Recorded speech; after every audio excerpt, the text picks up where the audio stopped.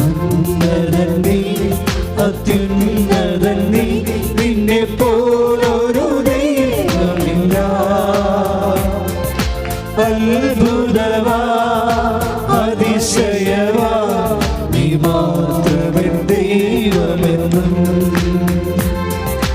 അത്ഭുതവാ അതിശയവാ നീ മാത്രമൻ ദൈവമെന്നും. ഉന്നതൻ നീ, അത്യുന്നതൻ നീ, നിന്നെ പോലൊരു ദൈവമില്ല. അത്ഭുതവാ അതിശയവാ നീ മാത്രമൻ ദൈവമെന്നും. വെളിപാട് 2:4. എങ്കിലും നിനക്കെതിരെ എനിക്കൊന്ന് പറയാനുണ്ട്. നിനക്ക് ആദ്യമുണ്ടായിരുന്ന സ്നേഹം നീ കൈവിടിഞ്ഞു. അതെന്ത് സംഭവിച്ചു കഴിഞ്ഞാൽ, ഇപ്പം നിങ്ങൾ ഉടമ്പടിയിൽ ഉണ്ടാകുമ്പോൾ ഓരോ ഘട്ടമില്ലേ, ഓരോ ഘട്ടത്തിൽ ചിലപ്പോൾ ആദ്യം ഉണ്ടായിരുന്ന ആ ഒരു ഊഷ്മളത ഇവിടെ പുതുക്കി കഴിയുമ്പോൾ ചിലപ്പോൾ നിങ്ങൾക്ക് ആ ഊഷ്മളത ഉണ്ടാകത്തില്ല. കാരണം നിങ്ങൾ സാങ്കേതികമായിട്ട് ദൈവത്തെ സ്നേഹിക്കാൻ തന്നിട്ട് അങ്ങനെ വേണ്ടത്. സാങ്കേതിക സ്നേഹക്കാരാണെങ്കിൽ എണ്ണി ഒപ്പിച്ച് അത് ആ കാര്യങ്ങൾ ചെയ്യും, എണ്ണി അങ്ങനെ ഒപ്പിച്ച് കളയും. ആത്മബന്ധം ഉണ്ടാകത്തുമില്ല. ആത്മബന്ധം ഉണ്ടായില്ല എന്നുണ്ടെങ്കിൽ ഇതുപോലുള്ള കമൻറ്റ് വരും ദൈവത്തിലേക്ക്. എന്താണ്? നിനക്ക് ആദ്യം ഉണ്ടായത്, നിന്നെക്കുറിച്ച് എനിക്കൊന്ന് പറയാനുണ്ട്. എങ്കിലും നിനക്കെതിരെ എനിക്കൊന്ന് പറയാനുണ്ട്. നിനക്ക് ആദ്യമുണ്ടായിരുന്ന സ്നേഹം നീ കൈവിടിഞ്ഞു. അപ്പോൾ അല്പസ്നേഹം കുറഞ്ഞു പോയാൽ ഇറ്റ് വിൽ ബി കൗണ്ടഡ്. ഇത് ഭയങ്കര സൂക്ഷിച്ചു. ഞാനിപ്പോൾ കർത്താവുമായിട്ട് 4 വയസ്സിലാണ് ഞാൻ ആദ്യമായിട്ട് ഈശോയെ സ്വപ്നം കാണുന്നത്. അന്നാണ് എനിക്ക് ദൈവം കിട്ടിയത്. കർത്താവ് ആനപ്പുറത്ത് വരുന്നതാണ് ഞാൻ കാണുന്നത്, സ്വപ്നം കാണുക. അന്ന് മുതൽ ഈശോയെ ഞാൻ തിരക്കി നടക്കണമായിരുന്നു. അങ്ങനെ ഇവിടം വരെ എത്തിയത്. അപ്പോൾ ഞാൻ എപ്പോഴും ചിന്തിച്ചു പോകാറുണ്ട്, അത് ഓരോ സമയം ചെല്ലുന്തോറും ക്രൊണോളജി ക്ലിയർ അനുസരിച്ച് നമ്മുടെ ഫെയ്ത്ത് മാത്രമല്ല, നമ്മൾ ലവ് ലെവലും വർദ്ധിക്കണം. ഫെയ്ത്ത് ഇയർ എന്ന് പറയുമ്പോൾ വിശ്വാസ വർഷം, അതല്ല, നമ്മൾ ലവ് ലെവലും ഉണ്ട്. കാര്യം ദൈവം അത് കൗണ്ട് ചെയ്യാനുണ്ട്. എഫേസ്യൻ സഭയ്ക്ക് 2:24 ചോദിക്കുക എന്താണ്? നിന്നെക്കുറിച്ച് എനിക്കൊന്ന് പറയാനുണ്ട്. കാര്യം എന്താണ്? നിൻ്റെ ലവ് ലെവല് ഡൗൺ ആയിട്ടുണ്ട്. ആദ്യം ഉണ്ടായിരുന്ന സ്നേഹം ഇപ്പോഴില്ല. ദാറ്റ് മീൻസ് ഇതെല്ലാം കൗണ്ട് ചെയ്യുന്നു എന്നുള്ള പ്രശ്നം. ഇത് കൗണ്ട് ചെയ്യണം, കൗണ്ട് ചെയ്യാത്തതല്ല. അങ്ങനെ ഒരു പരിധിയിലേക്ക് വരാതിരിക്കുന്നതാണ് എപ്പോഴും നല്ലത്. മറിച്ച് നമ്മൾ തീരുമാനം എടുക്കണം. എന്താണ്? കർത്താവിനെ സ്നേഹിക്കാൻ തീരുമാനിക്കുക. അതിനെ സ്നേഹിക്കാൻ പറ്റുന്ന രീതിയിൽ അർത്ഥവത്തായിട്ട് കുറേ ഇക്വേഷൻസാണ് നിങ്ങൾക്ക് തന്നിരിക്കുന്നത്. നമുക്ക് എന്ത് വേണമെങ്കിലും ചെയ്ത് ദൈവത്തെ സ്നേഹിക്കാം, പക്ഷേ ഉടമ്പടിയിൽ വരുമ്പോൾ എന്താ പ്രശ്നം ഇരിക്കണത്? നമ്മൾ തനി കർത്താവ് പറഞ്ഞ വാക്കുകൾ മാത്രം എടുത്ത് ആ വാക്കുകൾ തന്നെ എടുത്തിട്ടാണ് ദൈവത്തെ സ്നേഹിക്കുന്നത്. അതുകൊണ്ട് എന്താ പ്രശ്നം? കർത്താവ് ഒന്ന് ദൈവം മഹത്വപ്പെടുന്നു, രണ്ടാമത് എന്താണ്? അനേകരുടെ ജീവിതത്തിൽ നിന്ന് പാപം ഒഴിഞ്ഞു പോകുന്നു, നിങ്ങൾ മൂലം അനേകരെ വിശുദ്ധീകരിക്കുന്നു. അത് കർത്താവിൻ്റെ വിശുദ്ധമായ രക്തത്തോടുള്ള നിങ്ങളുടെ ഐക്യദാർഢ്യമായി മാറുന്നു. നിങ്ങൾ കർത്താവിൻ്റെ പ്രേക്ഷിതയായി മാറുന്നു. നിങ്ങൾ നിത്യത കൊയ്യുന്നു. അതായത് why we are following Mary, അമ്മ എന്തുകൊണ്ടാണ് ഫോളോ ചെയ്യണത്? ഒരു കാരണം എന്തെങ്കിലും. അതായത് അമ്മയ്ക്കൊരിക്കലും അനുദപിക്കേണ്ടി വന്നിട്ടില്ല. ഞാൻ അമ്മയിൽ നിന്ന് പഠിച്ചൊരു സംഭവമാണ്. അമ്മയുടെ വിജയം അതാണ്. അമ്മയ്ക്ക് എല്ലാ അപ്പോസ്തലന്മാർക്കും അനുദപിക്കേണ്ടി വന്നിട്ടുണ്ട്, ഇല്ലേ? പത്രോസ് അനുദപിച്ചു, തോമാശ്ലീഹ അനുദപിച്ചു, പൗലോസ് അനുദപിച്ചു. പക്ഷെ അമ്മ അനുദപിച്ചിട്ടില്ല. അമ്മയ്ക്ക് അനുദപിക്കേണ്ട ഒരു ആവശ്യം അമ്മ ഉണ്ടാക്കിയിട്ടില്ല. അതെന്തുകൊണ്ടാണ്? ആ ഒരു ഒറ്റക്കാര്യം ചിന്തിച്ചാൽ മതി, നമുക്ക് ദൈവത്തിൻ്റെ പൈതലായിട്ട് ജീവിക്കാൻ പറ്റും. ഇപ്പോൾ തന്നെ ഉദാഹരണത്തിന് take the word of God, Matthew 26:75. ശ്രുതികട ഹല്ലേലൂയ.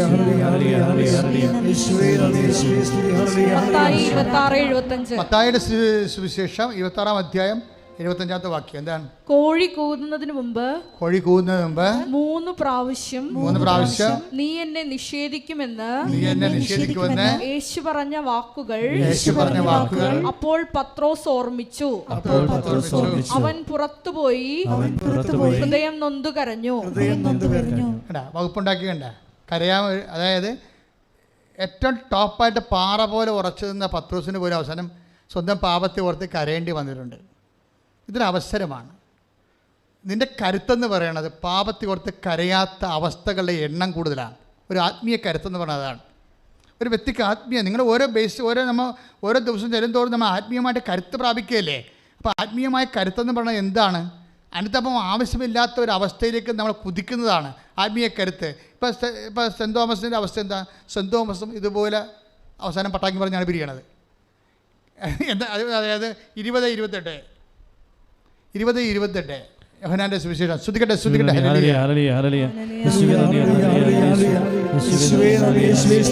യോഹന്നാൻ 20:28. തോമസ് പറഞ്ഞു, എന്റെ കർത്താവേ, എന്റെ ദൈവമേ. 20:27 വായിച്ചേ.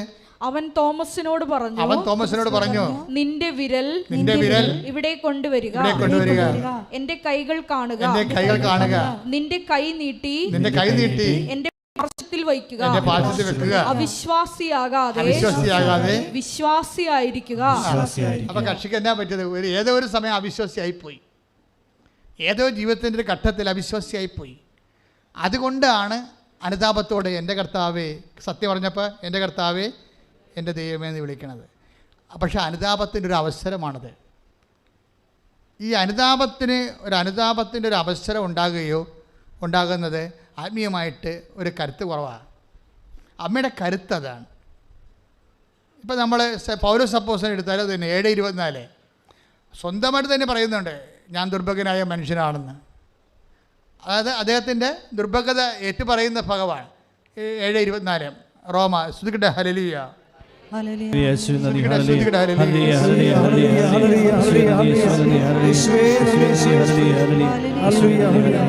റോമ 7:24.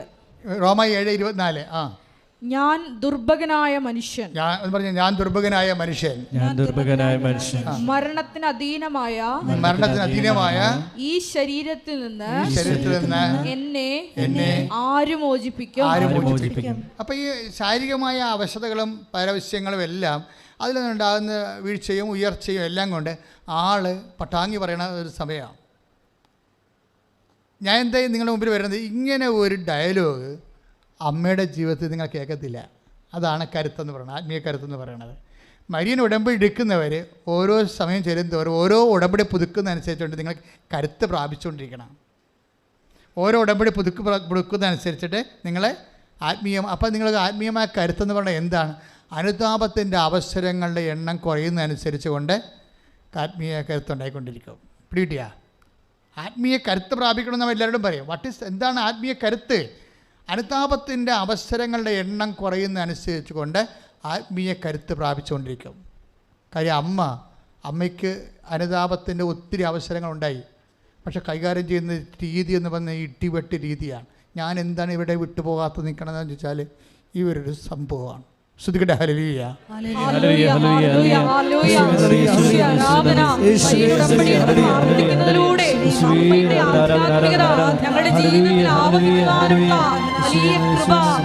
ഓരോരുത്തർക്കും പ്രദാനം ചെയ്യണമേ. Hallelujah, hallelujah. Ave ave ave Maria, ave ave ave Maria, ave ave ave Maria, ave ave ave Maria. ഇപ്പോൾ ലൂക്കാസ് സുവിശേഷം 2:5 എടുത്തേ. ലൂക്കാസ് സുവിശേഷം 2:5. ശ്രുതിക്കട്ടെ. ഹല്ലേലൂയ. 2:5 പേരെഴുതിക്കാനായി ഗലീലയിലെ പട്ടണമായ നസ്രത്തിൽ നിന്ന് യൂദയായിൽ ദാവീദിന്റെ പട്ടണമായ ബേത്ലഹേമിലേക്ക് ഗർഭിണിയായ ഭാര്യ മറിയത്തോടുകൂടെ പോയി. എന്താ പ്രശ്നം? ഈ ഒരു ഇഷ്യൂ മാത്രം എടുത്താൽ മതി. ഇപ്പോൾ ക്രിസ്മസ് കാലത്തേക്ക് നമ്മൾ പ്രവേശിക്കുകയാണ്. ഈ ഒരു ഇഷ്യൂ മാത്രം എടുത്ത് എത്ര പ്രശ്നം വേണമെങ്കിലും, അതായത് ഇവിടെ മുഴുവനും നീതി അമ്മയുടെ ഭാഗത്ത് മാത്രമാണ്. ബേസിക്കായിട്ട് ഒന്നാമത്തെ പ്രശ്നം എന്താണ്? അവർ സ്ത്രീയാണ്. രണ്ടാമത്തെ എന്താണ്? ആ സ്ത്രീയുടെ ജീവിതത്തിൽ ഏറ്റവും വെല്ലുവിളി നേരിടുന്ന സമയമാണ് ഗർഭകാലം.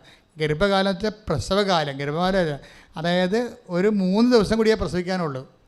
ആ സമയത്താണ് ഈ കന്യാസ്ത്രീമാർ വരണത്, ഷിഫ്റ്റിംഗ് വരണത്. കാര്യം എന്തിനാണ് ഞാൻ ഈ ഉടമ്പടിയിൽ ഇത് പറയണത്? ഈ ഗ്രേസ് നമുക്ക് ടാപ്പ് ചെയ്യുന്നതിൻ്റെ അകത്ത് ഒരു സംഭവം ഷിഫ്റ്റിംഗ് ആണ്. നമ്മളുടെ ഒരു കംഫർട്ട് സോണിൽ നിന്ന് നോൺ കംഫർട്ട് സോണിലേക്ക് ഷിഫ്റ്റ് ചെയ്യണത് ഒരു ദൈവപ്രവർത്തനമാണ്. പറഞ്ഞാൽ മനസ്സിലായില്ലേ? അതായത് നമുക്ക് സുരക്ഷിതമായ ഒരു ഇടത്തിൽ നിന്ന് അരക്ഷിതമായ ഇടത്തിലേക്ക് മൂവ് ചെയ്യണത് when you receive it in the name Jesus will be engraced. നിങ്ങളത് കർത്താവിൻ്റെ നാമത്തിലാണ് എടുക്കുന്നത്. ഇത് കണ്ടില്ലേ? ഗർഭിണിയായ ഭാര്യയുമായിട്ട് പോവുകയാണ്, ഷിഫ്റ്റ് ചെയ്യുകയാണ്, നസ്രത്തിൽ നിന്ന് ബെത്ലഹേമിലേക്ക് പോവുകയാണ്. അപ്പോൾ ഈ ഷിഫ്റ്റ് ചെയ്യുമ്പോൾ ഈ കാര്യത്തിൽ ഒത്തിരി നീതികൾ ദൈവത്തിന് ചെയ്യാമോ? ഒന്നെങ്കിൽ കനീഷന്മാർ മാറ്റി വെക്കാമായിരുന്നു, അല്ലെങ്കിൽ നേരത്തെ വെക്കാമായിരുന്നു. ഇനി ഇവിടെ പ്രസവം വരെ രാത്രി മനുഷ്യന്മാരില്ലാത്ത സമയത്താണ് വെക്കണത്. സമയത്തിൻ്റെ കാര്യത്തിലും ദാക്ഷിണ്യം കാണിക്കണില്ല. കാര്യം എന്താണെന്ന് വെച്ചാൽ ഇടയന്മാർ രാത്രിയല്ലേ വരണത്. അപ്പോൾ രാത്രി ഇടയന്മാർ വരുമ്പോൾ എന്താ പ്രശ്നം വെച്ചാൽ, ഇതൊരു കണ്ണും പകലും ഉള്ളപ്പോൾ വല്ല 4 മണിക്കോ വല്ലതൊക്കെയാണ് ഇവിടെ പ്രസവം വെച്ചിരുന്നെങ്കിൽ നാട്ടുകാർക്ക് വന്ന് ശുശ്രൂഷിക്കാം. ആർക്കും ശുശ്രൂഷിക്കാൻ പറ്റാത്ത മനുഷ്യന്മാരെല്ലാം ഉറങ്ങി സ്വന്തം ബന്ധുക്കളും സ്വന്തപ്പെട്ടവരിൽ നിന്നൊക്കെ മാറ്റി ഇവരുടെ മാക്സിമം ക്രൂരതയാണ് ചെയ്യണത്. ഈ ക്രൂരത ചെയ്യുമ്പോൾ ഒരു പ്രാവശ്യം പോലും ഔസപിതാവിനോടോ ദൈവത്തോടോ ഇവർ മിണ്ടത്തില്ല. കാര്യം എന്താണെന്ന് അറിയാം, അങ്ങനെ മിണ്ടിയിരുന്നെങ്കിൽ ഇവർക്ക് അനുദപിക്കേണ്ടി വന്നേനും. That's my point. അതാണ് മരിയൻ കരുത്തെന്ന് പറയുന്നത്. പ്രാർത്ഥിക്കുക, കർത്താവായ ദൈവമേ, നിന്റെ തിരുമനസ്സ് സ്വർഗത്തിലെ പോലെ ഭൂമിയിലും ആകണമെന്ന് നീ പറഞ്ഞു പഠിപ്പിച്ചപ്പോഴേ പല സമയത്തും നിന്റെ തിരുമനസ്സ് നിറവേറണമെങ്കിൽ ഞാൻ അരക്ഷിത അവസ്ഥ അങ്ങയുടെ നാമത്തിലെ മറിയത്തെ പോലെ നടക്കാത്ത കാര്യത്തിന് ചേരാത്ത കാര്യത്തിന് അങ്ങയുടെ തിരുസന്നിധിയിലെ മറിയത്തെ പോലെ പരാതിയില്ലാതെ പരിഭവമില്ലാതെ സംഗ്രഹിച്ചുകൊണ്ട് പുരുഷനെ കൃപയാക്കാൻ അവസരങ്ങൾ ഉണ്ടാകുമെന്ന് അറിഞ്ഞുകൊണ്ട് ഞങ്ങളെ പഠിപ്പിച്ച പ്രാർത്ഥന ജീവിക്കുമ്പോഴേ ഉടമ്പടി വെച്ച വിഷയങ്ങളിലെ സമയത്തും കാലത്തും അത്യാവശ്യ കാര്യങ്ങള് നടക്കാതെ വരുന്ന ആത്മീയ അവസ്ഥകള് മറിയത്തെ പോലെ അനുഗ്രഹത്താലല്ല കൃപയാൽ ദൈവത്തിന്റെ ശക്തിയാൽ ഞാൻ അറിയപ്പെടാൻ ബലഹീനമാക്കുന്നതാണ് എന്ന് മനസ്സിലാക്കാനുള്ള മരിയൻ അവധാനയാൽ എന്നെ അഭിഷേകം ചെയ്യണമേ. ശ്രദ്ധിക്കട്ടെ.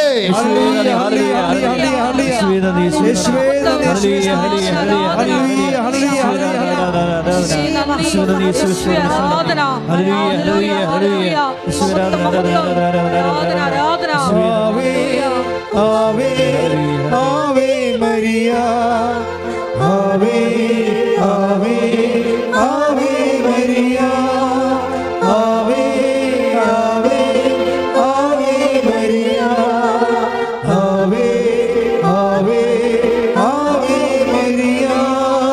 നമ്മൾ ലൂക്ക 2:19 ലൂക്ക 2:52 ഈശോ അമ്മയ്ക്കെതിരെ നിൽക്കുന്ന ഭാഗമാണത്. സാഹചര്യവും അമ്മയ്ക്കെതിരെ നിൽക്കുന്ന ഭാഗമാണ് ലൂക്ക 2:19 മാനുഷിക അവസ്ഥകൾ അമ്മയ്ക്കെതിരെ നിൽക്കുന്നു. അതാണ് 2:19. എന്താണ്? ഇടയന്മാർ വരുമ്പോൾ പിള്ളക്കച്ചയിൽ പൊതിഞ്ഞ് അഡ്രസ്സും ഇല്ല ആരുപോലും ഇല്ലാതെ ഇങ്ങനെ കാര്യങ്ങളുടെ കൂട്ടത്തിൽ മറ്റൊരു ആട്ടും കുഞ്ഞായിട്ട് പ്രസവിച്ച് കിടക്കുന്ന യേശുവിനെ കാണുകയാണ് ഇടയന്മാർ. അപ്പോൾ നാട്ടുകാരിലെ ബന്ധുക്കളിലെ സ്വന്തപ്പെട്ടവരുടെ സഹോദരങ്ങളിലെ സപ്പോർട്ട് ചെയ്യാൻ ആരില്ല. ഇങ്ങനെ അവസ്ഥയിൽ കണ്ടുകൊണ്ട് പോകുമ്പോൾ മറിയത്തെക്കുറിച്ച് പറയണം, അപ്പാ എന്നോടെന്താ അപ്പ ഇങ്ങനെ ചെയ്തത് എന്ന് ചോദിക്കാനുള്ള എല്ലാ വകുപ്പും 1000 നാവ് വെച്ച് ചോദിക്കാം. പക്ഷെ ആ സമയത്ത് മാതാവ് എന്താ ചെയ്യണത്? ദൈവഹിതത്തിന് ഇതാ കർത്താവിൻ്റെ ദാസി എന്ന് ആദ്യമേ പറയത്തില്ലേ? ഇതാ കർത്താവിൻ്റെ ദാസി എന്ന് ചില സമയത്തെങ്കിലും പറയാനുള്ള കഴിവാണ് നമ്മുടെ ആധ്യാത്മിക കരുത്തെന്ന് പറയണത്. അധികം മരിയൻ കരുത്തിൻ്റെ ഭാഗമാണ്. മിണ്ടിയിലല്ല, ഹൃദയത്തിൽ സംഗ്രഹിച്ചെന്നല്ലേ പറഞ്ഞത്. അതിൻ്റെ അർത്ഥം കർത്താവിൻ്റെ ദാസി എന്ന് പറയുന്നതിൻ്റെ അർത്ഥം മേരി അതെല്ലാം ഹൃദയത്തിൽ സംഭവിച്ചെന്ന് 2:19 പറയുമ്പോഴേ മേരി ശബ്ദിച്ചില്ല എന്ന് പറയുമ്പോഴേ അപ്പനെതിരെ നാക്ക് ഉപയോഗിച്ചില്ല എന്നതിൻ്റെ അർത്ഥം. പരാതിയില്ല, പരിഭവമില്ല, തർക്കിച്ചില്ല. അത് ഈശോ ചെയ്ത പോലെയാണ്. 53:7 അവൻ തർക്കിക്കുകയോ ബഹളമുണ്ടാക്കുകയോ ചെയ്തില്ല. കാര്യം എന്താണ്? അവൻ ദാസനായിരുന്നു. എൻ്റെ ദൈവവേദനേ, ദൈവത്തിൻ്റെ അനുഗ്രഹങ്ങൾ വാരിക്കൂട്ടുമ്പോൾ ഓർക്കുക, എന്നില്ലെങ്കിൽ നാളെ നിനക്ക് ദൈവത്തിൻ്റെ സ്വന്തമാകണമെങ്കിൽ ദാസനോ ദാസിയാകാതെ നിനക്ക് ഇവിടുന്ന് പിഴച്ചു പോകാൻ പറ്റത്തില്ല. ഇത് അംഗീകരിക്കുന്നതാണ് ആത്മീയ കരുത്ത്. കൈയടിച്ച് കർത്താനത്തോടെ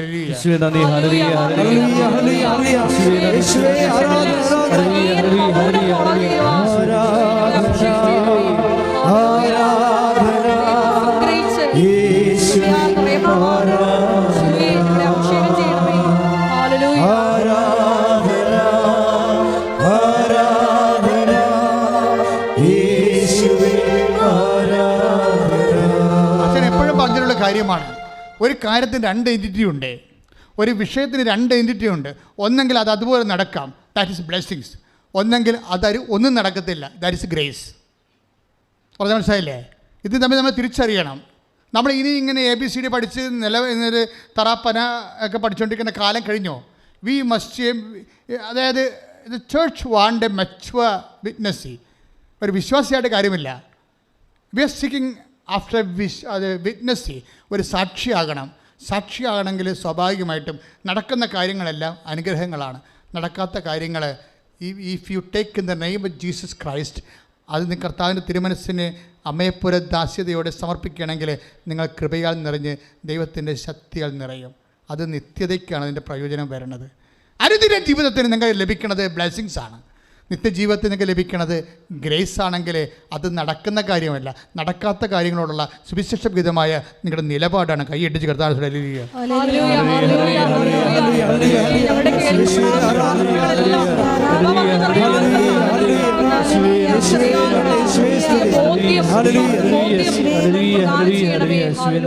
എല്ലാവരും എഴുന്നേൽക്കുക, സന്തോഷമായിരിക്കുക. കർത്താവിൻ്റെ നാമത്തിൽ രോഗമുള്ളിടത്ത് നിങ്ങളുടെ കൈകൾ വെക്കുക.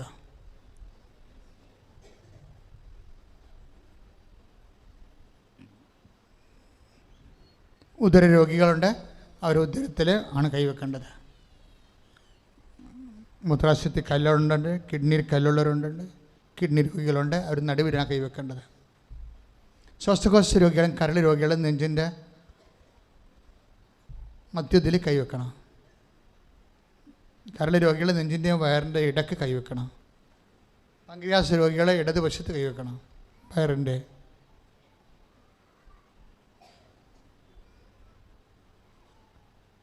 പ്രഷർ രോഗികളും ഷുഗർ രോഗികളും ഒന്നിൽ കൂടുതൽ രോഗങ്ങളുള്ളവരെ, കുറേ രോഗങ്ങളുടെ കൈ പിണച്ച് സർവാംഗം ബോഡി കർത്താവിനെ ഏൽപ്പിച്ചുകൊണ്ട് സ്വസ്തിക പോലെ നെഞ്ച് പൂട്ടി കൈവച്ചിട്ട് ഉള്ളംകാലം മുതൽ ഉച്ച വരെ കർത്താവിനെ ഏൽപ്പിച്ച് നിൽക്കണം. അസ്ഥിരോഗികളുണ്ടാകാം, വാതരോഗികളുണ്ടാകാം, വേരിക്കോസിൻ്റെ അസുഖമുള്ളവരും PCOD രോഗികളും ഓരോ സാവരോഗികളൊക്കെ ഉണ്ട്. അവരെല്ലാവരും പ്രാർത്ഥിക്കുന്ന സമയമാണിത്. കിടപ്പ് രോഗികളെ ഓർത്ത് പ്രാർത്ഥിക്കാം, വീട്ടിലുള്ള രോഗികളെ ഓർത്ത് പ്രാർത്ഥിക്കാം. അച്ഛൻ പ്രാർത്ഥിക്കും, എൻ്റെ മക്കൾ വിശ്വാസപ്രമാണം ചൊല്ലിക്കൊണ്ട് തന്നെ നിൽക്കണം. വിശ്വാസപ്രമാണം ചൊല്ലി തീരുമ്പോൾ വീണ്ടും തുടങ്ങണം വിശ്വാസപ്രമാണം. അച്ഛൻ പ്രാർത്ഥിച്ച് തീരണവരേ പ്രാർത്ഥിക്കണം. വിശ്വാസപ്രമാണം അറിയാൻ പാടില്ലാത്തവർ യേശുവെ സ്വസ്ത്രം, യേശുവെ നന്ദി, യേശുവെ ആരാധന എന്ന് പറഞ്ഞുകൊണ്ടിരിക്കണം. ഈശോയെല്ലാം സത്യമായതിന് ഈശോയെ നിനക്ക് സ്വസ്ത്രവും നിനക്ക് സ്തുതിയും, നിനക്ക് ബഹുമാനവും നിനക്ക് ആരാധ്യം അർപ്പിക്കുന്ന കർത്താവേ. കർത്താവെ കടന്നു വരണമേ കർത്താവേ. കർത്താവെ ശക്തി ഒഴുക്കണമേ കർത്താവേ.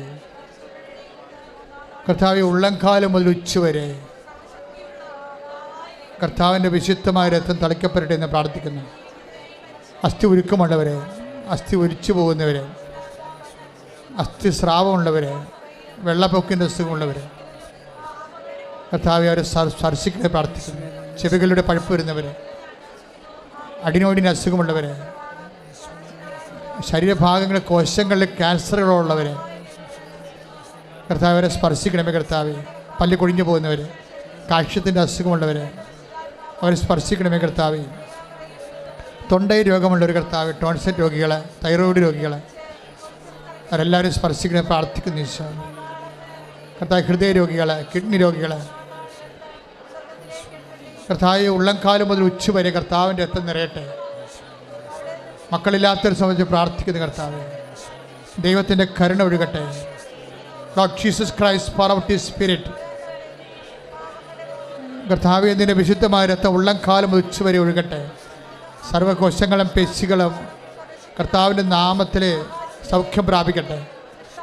പിതാവിൻ്റെയും പുത്രൻ്റെയും പരിശുദ്ധാത്മാവിൻ്റെ നാമത്തിൽ സർവ്വകോശങ്ങളും പേശികളും അസ്ഥികളും കർത്താവിൻ്റെ നാമത്തിൽ സൗഖ്യം പ്രാപിക്കട്ടെ. Lord Jesus Christ, pour out his spirit. Touch with your fire finger, soak with the precious blood. I command you, in the name of Jesus Christ, be healed. Hallelujah, hallelujah, hallelujah, hallelujah. Mahottam, mahottam. Shri Nandi, Shri Aradhana. നന്ദി പറയുന്നു. Hallelujah. ആരാധന ആരാധന. അരികിൽ വരേണേ സദയം തൊടേണേ സുഖമായിടും എൻ്റെ ഉള്ളം.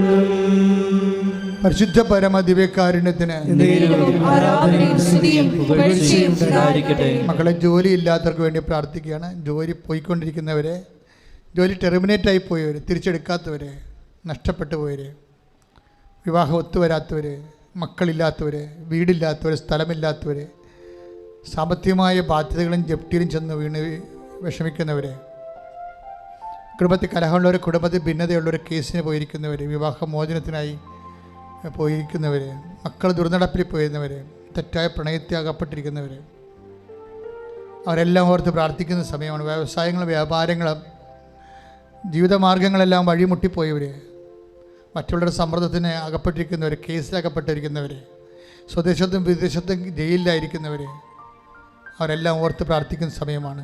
നിങ്ങൾ ഉടമ്പടി വെച്ചിരിക്കുന്ന ഓരോ വിഷയവും അമ്മയുടെ തിരുസന്നിധിയിൽ ഇപ്പോൾ പരിശുദ്ധ അമ്മയുടെ മാധ്യസ്ഥനെ ഏൽപ്പിക്കുക. എല്ലാത്തിനും വന്ന് സാക്ഷ്യം പറയാൻ ഇടയാക്കാൻ വേണ്ടി പ്രാർത്ഥിച്ചുകൊണ്ട് ശ്രദ്ധിക്കട്ടെ. Hallelujah hallelujah hallelujah. കർത്താവേ, ഇതിൻ്റെ ഉന്നതമായ നാമത്തിന് സ്വന്തം ചെയ്യണം. നിന്റെ വിശുദ്ധ പൗരോഹിത്യത്തെ മഹത്വപ്പെടുത്തണമേ. സഭയിലുള്ള സാന്നിധ്യം പ്രമാക്കണമേ.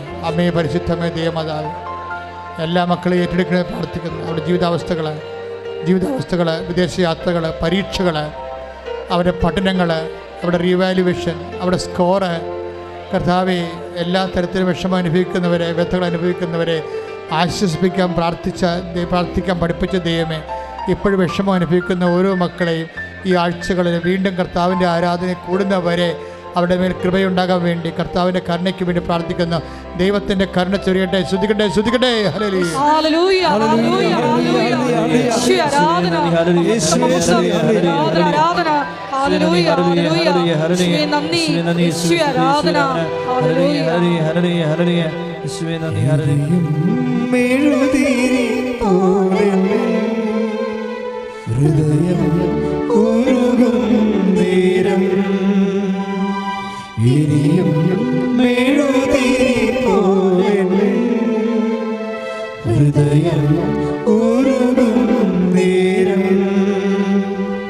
അരികിൽ വരേണേ സദയം തൊഴേണേ സുഖമായിടും എൻ്റെ ഉള്ളം. മക്കളെ, മുട്ട നിൽക്കാൻ പാടില്ലാത്തവരും പറ്റുക നിൽക്കുക, അല്ലെങ്കിൽ നിന്നാൽ മതി. അവർ പറ്റുക നിൽക്കാൻ പറഞ്ഞത് ചിലപ്പോഴും ആ സമയത്ത് ഈശോ നിന്നെ തൊടുകയാണെങ്കിൽ നിനക്ക് പൂർണ്ണമായ സൗഖ്യം കിട്ടും. അതുകൊണ്ടാണ് ഇപ്പം മൗനമായി പ്രാർത്ഥിക്കേണ്ട സമയമാണ്. അച്ഛൻ പതുക്കെ പറഞ്ഞുകൊണ്ടിരിക്കുകയുള്ളൂ. നീ അത് നീ അത് ഈശോയ്ക്ക് സമർപ്പിച്ചുകൊണ്ടിരിക്കണം. നിൻ്റെ അവസ്ഥകൾ, വീടില്ലാതെ സ്ഥലമില്ലാത്ത ആൾക്കാരുടെ വാടക താമസിക്കുന്നവരുണ്ട്, അന്യരാജ്യങ്ങളിലും അന്യ സംസ്ഥാനങ്ങളിലും പഠിച്ചിട്ട് അവിടെ സിലബസ് മനസ്സിലാകാത്തതുകൊണ്ട് തോക്കുന്നവരുണ്ട്, അതുകൊണ്ട് പഠനം അവസാനിപ്പിച്ച് പോരാൻ ആഗ്രഹിക്കുന്നവരുണ്ട്, പൈസ ഒത്തിരി കൊടുത്ത കാരണം കുടുംബം കടത്തിൽ മുങ്ങി ഭയങ്കര പ്രയാസം അനുഭവിക്കുന്നവരെല്ലാം ഈ സമയത്ത് ഞാൻ ഓർക്കുന്നുണ്ട്.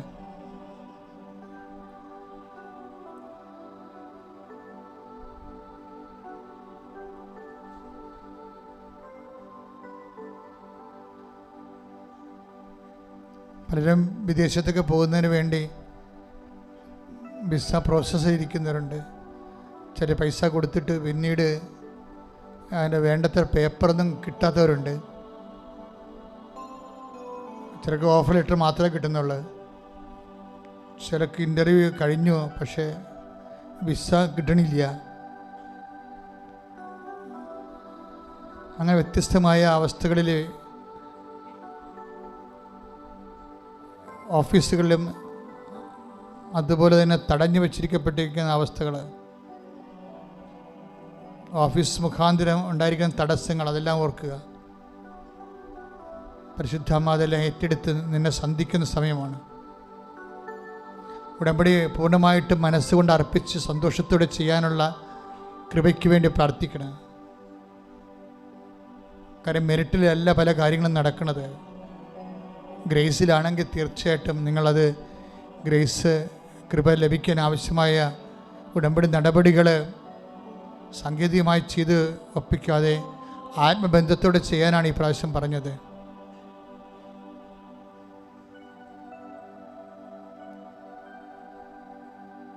ചിലർക്ക് ഉടമ്പടി ചെയ്യണത് ഇമ്പോസിഷൻ ചെയ്യണ പോലെയാണ്.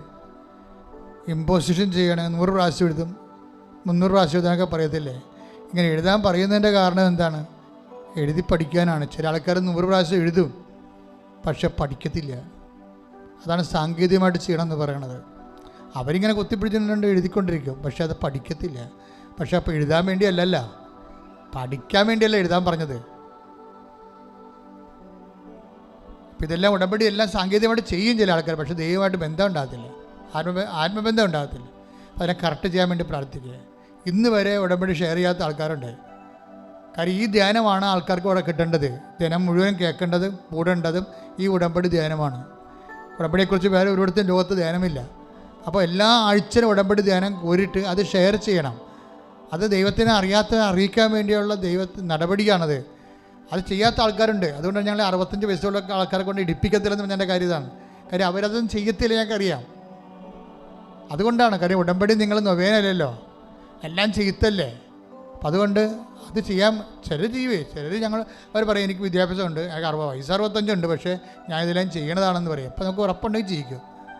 ചിലർക്ക് അറിയത്തില്ല, ആകാശഭൂമി അറിയാൻ പറ്റാതെ അങ്ങോട്ട് കിടന്ന് കാണാം ഇവിടെ വന്ന്. അങ്ങനെയല്ല, ഇത് വളരെ സീരിയസ് ആണ്. കഴിഞ്ഞ എത്രയോ വർഷങ്ങൾ ദൈവത്തോട് സീരിയസ് ആയിട്ട് നിന്നിട്ടല്ലേ കർത്താവ് അമ്മ മാതാവ് ജീവനോടെ പ്രത്യക്ഷപ്പെടുകയും പിന്നീട് അത് ഏറ്റുപറഞ്ഞപ്പോൾ നമുക്ക് ഉടമ്പടി പ്രാർത്ഥന തരികയും ചെയ്ത്. അപ്പം ആ ഒരു നിപ്പുണ്ട് ദൈവത്തിൻ്റെ തിരുസ്ഥിതി ഒക്കുക. ഇപ്പം എങ്ങനെയെങ്കിലും എനിക്ക് അച്ഛനായിട്ട് ജീവിക്കാം, ഒരു പ്രശ്നമില്ല. കുറച്ച് ആൾക്കാരെ അടക്കി കുറച്ച് പേരെ കെട്ടിച്ച് വിട്ട് അച്ഛനായിട്ട് ജീവിക്കാൻ പറ്റും, ഒരു പ്രശ്നമില്ല. ഇടവകയിൽ പോയിരുന്ന കുറേ ആൾക്കാരെ കല്യാണം കഴിപ്പിച്ച് കുറേ പേരെ ജ്ഞാനസ്നാനം പെടുത്തി കുറേ കുടുംബ വീട്ടിലും പോയി കഴിയുമ്പോൾ സംഭവം തീർന്ന് എടുക്കാൻ പറ്റും. പക്ഷേ അതല്ല പ്രശ്നം.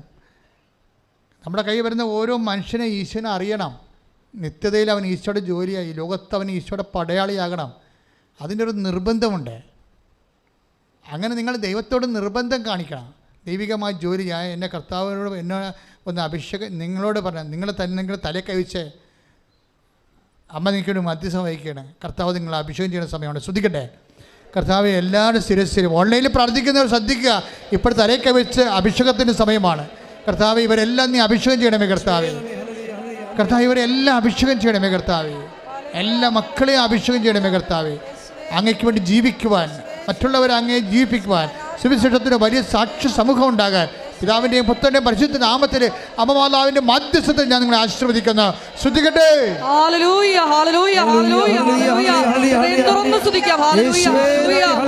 ഞങ്ങളെ അഭിഷേകം ചെയ്യണമേ എന്ന് പ്രാർത്ഥിക്കുന്നു. അപ്പോസ്തലന്മാരായ ഞങ്ങളെ അഭിഷേകം ചെയ്യണമേ എന്ന് പ്രാർത്ഥിക്കുന്നു. ലോകത്തിന്റെ അതിർത്തികളിലേക്ക് ഞങ്ങളെ അയക്കണമേ എന്ന് പ്രാർത്ഥിക്കുന്നു. Hallelujah, hallelujah. മഹത്വം, മഹത്വം, ആരാധന, ആരാധന. ഹല്ലേലൂയ. സദയം തുടേ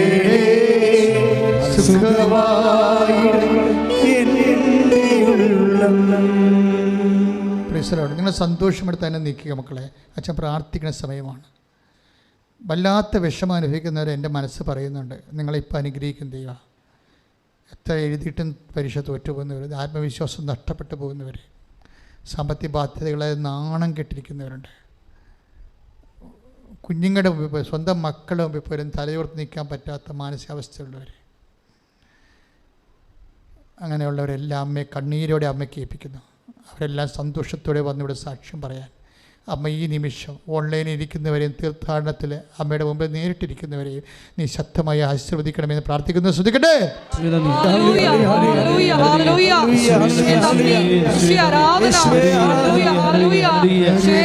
ഞങ്ങളുടെ സങ്കടങ്ങൾ നോക്കി കാണുന്ന അവിടുത്തെ സ്നേഹത്തിൽ നന്ദി പറയുന്നു. എല്ലാവരെയും സാക്ഷികളായി ഉയർത്തണമെന്ന് പ്രാർത്ഥിക്കുന്നു. ഇനിയും കുറേ പേരുണ്ട്. ദൈവം നേരിട്ട് ഇറങ്ങി വന്നാലേ ഈ വിഷയത്തിനൊരു സമാധാനമുള്ളൂ. ഞാനൊരു വഴിയും കാണുന്നില്ല മരിക്കുകയല്ലാതെ. അങ്ങനെ എന്നോട് പറയുന്ന ആൾക്കാരുണ്ട്. ഞാനൊരു വഴിയും കാണുന്നില്ല മരിക്കുകയല്ലാതെ. അങ്ങനെയുള്ള ആൾക്കാർ ഇപ്പോൾ ഓർക്കുന്ന ജീവനോടെ പരിശുദ്ധ കുർബാന ജ്വലിച്ച് നിൽക്കുന്ന സമയങ്ങളിൽ ഞാനാകുന്നു വഴിയും സത്യവും ജീവനുമെന്ന് പറയുക മാത്രമല്ല, 10,000 ഓരോ ദിവസവും അടയാളപ്പെടുത്തി കൊടുക്കുന്ന കർത്താവിൻ്റെ തിരുസന്നിധിയിൽ നിന്റെ ജീവിതത്തിന് പരിഹാരമുണ്ട് മകനെ. ശ്രദ്ധിക്കട്ടെ, എന്റെ കർത്താവിന്റെ ഉന്നതമായ നാമത്തില്, സഭയുടെ അധികാരത്തിൽ, കുരിശിന്റെ അടയാളത്തിൽ മാർഗമായ ദോഷങ്ങള്, തീരാവ്യാധികള്, വ്യഥകള് യേശുവിന്റെ നാമത്തില് വിട്ടുമാറട്ടെ. അതിനുള്ള പോംവഴികള് യേശുവിന്റെ നാമത്തില് അമ്മയുടെ മധ്യസ്ഥത്തിൽ തെളിഞ്ഞു വരട്ടെ. ശ്രദ്ധിക്കട്ടെ.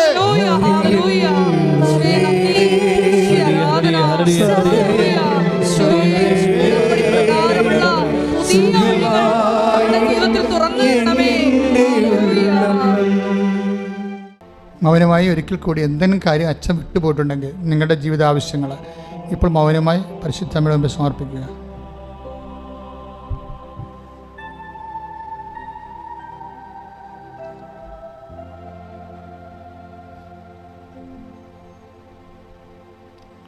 ഓരോരുത്തരുടെ വ്യൂസും അതുപോലെ തന്നെ അവരുടെ ഇൻകമൊക്കെ കൂട്ടാൻ വേണ്ടി നമ്മളെപ്പോഴും സ്ഥിരമായിട്ട് എപ്പോഴും ട്രോൾ ചെയ്യുന്നവരുണ്ട്. അപ്പം നിങ്ങൾ അവർക്കെതിരെ ട്രോളൊന്നും ചെയ്യേണ്ട കാര്യമില്ല, നമ്മുടെ ആത്മീയ കൃപയ്ക്ക് എതിരാണ്. നിങ്ങൾക്ക് നിങ്ങളുടെ അനുഭവങ്ങൾ പറയാം. കാര്യം അതിൻ്റെ ഇടയിൽ സുവിശേഷ വേല ചെയ്യാൻ വേണ്ടിയുള്ള ഒരു സാക്ഷ്യ ശുശ്രൂഷയാണ്. നിങ്ങൾ അനുഭവിച്ച കൃപാസനം, നിങ്ങളിവിടെ വന്നപ്പോൾ നിങ്ങൾക്കുണ്ടായ ആശ്വാസവും ശക്തിയും അടയാളവും അതൊക്കെ നിങ്ങൾക്ക് കമൻ്റായിട്ടിടാം. അപ്പോഴെല്ലാവർക്കും അത് മനസ്സിലാകും കാര്യങ്ങൾ. അത് സുവിശേഷ വേല കൂടിയാണ്. അത് നമ്മൾ മറ്റുള്ളവരോട് പറയാൻ, ഇപ്പോൾ അവരോട് ട്രോളർമാരോട് മാത്രമല്ല ആരോടും പറയാൻ നമ്മൾ ബാധ്യസ്ഥരാണ്. ഇപ്പോൾ ഓരോരുത്തർക്ക് സ്വന്തമായിട്ട് വീഡിയോ ഇടുന്ന കണ്ടില്ലേ? എനിക്ക് അവരെ കണ്ടിട്ട് കൂടിയില്ല, പക്ഷെ അവർ മാതാവിലെ ജോലി ചെയ്ത് അവർ സ്വന്തമായിട്ട് വീഡിയോ ഉണ്ടാക്കി അവിടെ അനുഭവിയ അനുഭവങ്ങൾ അവർ ഇട്ട് ദൈവത്തെ മഹത്വപ്പെടുത്തുകയാണ്.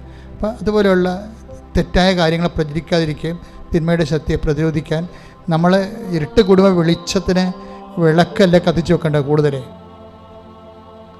ഇരുട്ടിനെ പഴിക്കുന്നതിനേക്കാളുപരി വെളിച്ചത്തിൻ്റെ ദീപവാഹകരായിട്ട് മാറാൻ നിങ്ങളുടെ സാക്ഷ്യവും നിങ്ങളുടെ അനുഭവവും അതിൻ്റെ കമൻറ്റ് ബോക്സിൽ ഇടുന്നത് നല്ലതാണ്, കർത്താവിനെ ലോകത്തിന് കൊടുക്കാൻ വേണ്ടി. നമ്മുടെ എല്ലാ ഉടമ്പടി നിയോഗങ്ങൾ പരിശുദ്ധ അമ്മയുടെ മധ്യസ്ഥയിൽ ദിവ്യകാരുണ്യ അൾത്താരയിൽ സമർപ്പിച്ചുകൊണ്ട് പരിശുദ്ധ അമ്മയുടെ പ്രത്യക്ഷീകരണത്തിൻ്റെ സാക്ഷികളായി എന്നെയും എൻ്റെ കുടുംബത്തെയും ഉയർത്തണമേ എന്ന് പ്രാർത്ഥിച്ചുകൊണ്ട് ശിരസ് നമിച്ച് നമുക്ക് ദിവ്യകാരുണ്യനാഥൻ്റെ ആശീർവാദം സ്വീകരിക്കാം.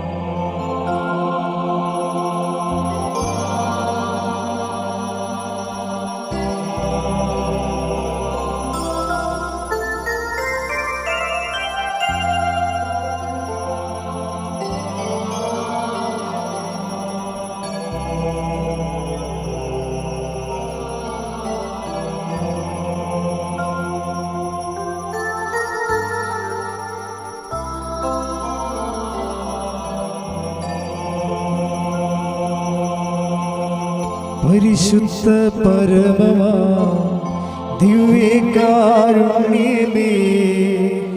എന്നുമെന്നും അങ്ങേയ്ക്കാരാധന. പരിശുദ്ധ പരമമാ ദിവ്യകാരുണ്യമേ, എന്നുമെന്നും അങ്ങേയ്ക്കാരാധന. പരിശുദ്ധ പരമമാ ദിവ്യകാരുണ്യമേ, എന്നുമെന്നും